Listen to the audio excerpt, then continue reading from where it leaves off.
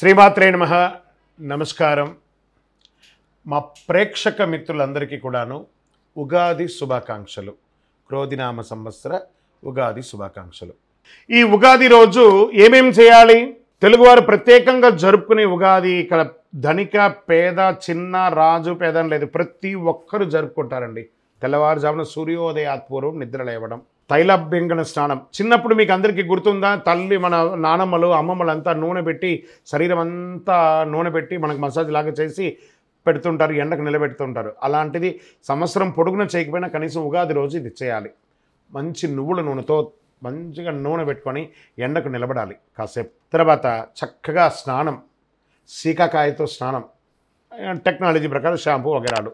ఇంకేం గొప్పగా కనబడుతుందంటే పంచాంగ శ్రవణం కనబడుతుందట. నింబ కుసుమ భక్షణం, వేప పువ్వు పచ్చడి తినడం. ఋతు సంబంధంగా పండగ ఉగాది కావడం వల్ల తప్పనిసరిగా వేప పువ్వు పచ్చడి తినాలి. మన శరీరంలో ఉన్నటువంటి రసాయన మార్పిడి ఆరోగ్యపరమైనటువంటి ఆ యొక్క నరాలని యాక్టివేట్ చేస్తుంది అనమాట. ఆ యొక్క వీటన్నింటినీ కూడాను. పాల్గొన శుద్ధ పౌర్ణమి తెల్లవారి మామిడి పువ్వుని తినాలని, ఉగాది నాడు వేప పువ్వు తినాలని చెప్పడం వల్ల ఆ రోజు ఉగాది పచ్చడి షడ్రుచులతో తయారు చేయడం ఆనవాయితీ. ప్రతి ఒక్కరింటిలో చూడండి ఉగాది పచ్చడి చేస్తారు. పక్కింటి వాళ్ళకి ఇస్తారు, ఎదురింటి వాళ్ళకి ఇస్తారు, పని వాళ్ళకి ఇస్తారు, పై వాళ్ళకి ఇస్తారు, అందరికీ ఇస్తారు ఉగాది పచ్చడి. ఇక్కడ ఏం చెప్పాడు?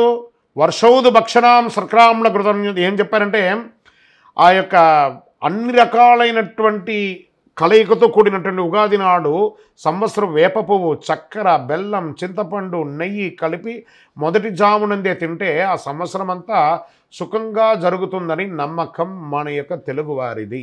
సరే, అది తీసుకుంటాం.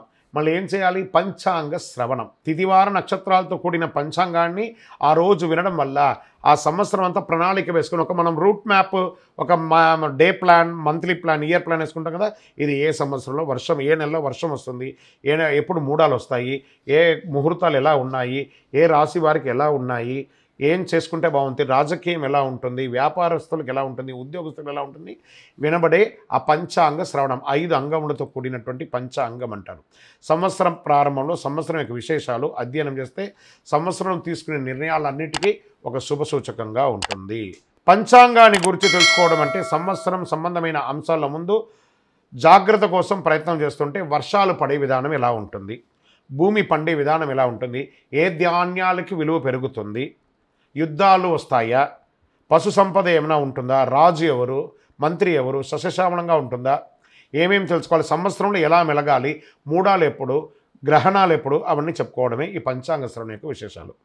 అన్ని వర్గాల వారిని ప్లాన్, ఒక ఇయర్ ప్లాన్ లాంటిది అనమాట. పంచాంగాలు అంటే తిథి వార నక్షత్ర యోగ కరణాలే పంచ అంగములు. భూమి నుండి ఆకాశంలో సూర్యచంద్రాదులు దూరాలను గణించే వారికి సంబంధించిన వివరాలు అందించే ఒక విజ్ఞాన శాస్త్రమే ఈ యొక్క పంచాంగం.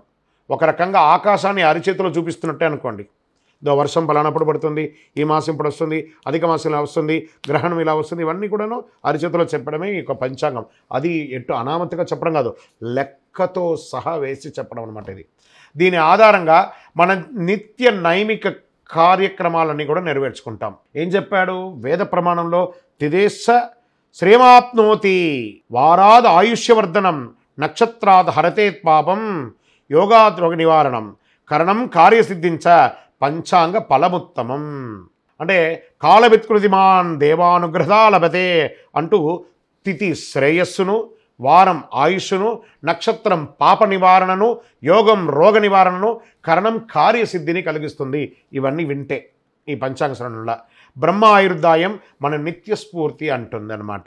ఆద్య బ్రహ్మ ద్వితీయవరార్తే, శ్వేతవరాహ కల్పే, వైవస్వతమన్మంత్రే, కలియుగే ప్రథమే పాదే, అస్మిన్ వర్తమానైన వ్యావహారిక చాంద్రమానైన స్వస్తి స్త్రీ, క్రోధినామ సంవత్సరే, చైత్రమాసే, శుక్లపక్షే, ప్రతిపద్యామి. ఈ సంవత్సరం ఏమొచ్చింది? 9వ తారీఖున వచ్చింది, మంగళవారం నాడు వచ్చింది 2024. ఈ క్రోధినామ సంవత్సరం అంటారు దీన్ని.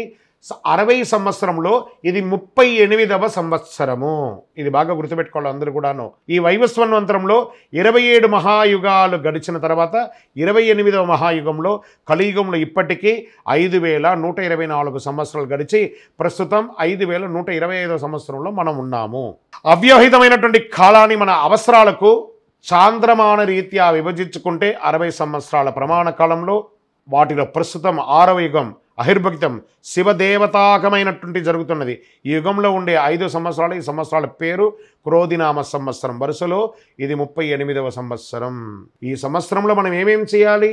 దాన ధర్మాలు చేయాలి.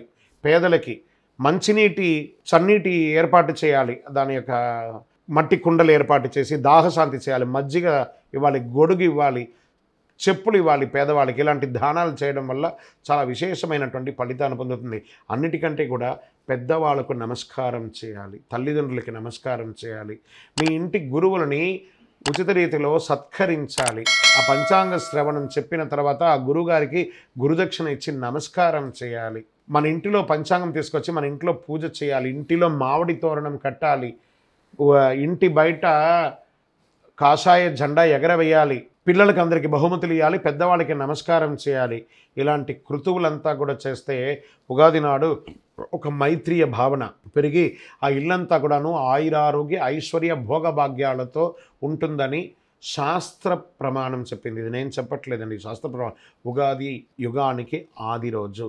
ఈ క్రోధినామ సంవత్సరం అందరూ కూడా ఆయురారోగ్య ఐశ్వర్య భోగభాగ్యాలతో ఉండాలని మనస్ఫూర్తిగా ప్రార్థన చేసుకుంటున్నాను. అఖిలాండకోటి బ్రహ్మాండ నాయకుడు శ్రీ ధర్మశాస్త్ర అయ్యప్ప స్వామి వారి 18 అవతారాల దేవాలయం తిరుపతి కపిలతీర్థం దగ్గర ఉన్నటువంటి జీవకోణ ప్రాంతంలో మీకోసం మేము ప్రార్థన చేస్తుంటాము. ఉగాది రోజు మా ప్రేక్షక మిత్రులందరూ కూడా క్షేమంగా ఉండాలని మన దేవాలయంలో పూజ చేస్తాం. మీరందరూ కూడా క్షేమంగా ఉండాలి. శతమానం భవతి శతాయః పురుషः శతేంద్రియ ఆయుష్యేవేంద్రియే ప్రతిష్టతి. ఇది ఒక చిరు ప్రయత్నం మాత్రం. ఎప్పుడు పంచాంగ శ్రవణం కదా, ఈ వీడియో కొంచెం బోర్ కొట్టినట్టు ఉంటుంది. ఇవన్నీ చెప్పుకుంటుంది, ఇవన్నీ ఏం వింటాంలని విని చూడండి. నెక్స్ట్ జనరేషన్కి మీ పిల్లలకి అందరికీ ఇది వేసి చూపించండి. ఇంత గొప్పదా పంచాంగ శ్రవణం, దీనికి ఇంత కష్టం ఉందా, ఇలా వచ్చిందా ఉగాది, ఇలా చెయ్యాలా అనే ఒక నానుడి కోసమే ఈ యొక్క వీడియోని కొత్తగా మన యొక్క టీవీ ద్వారా దీన్ని మనం ఇంట్రొడ్యూస్ చేస్తున్నాము.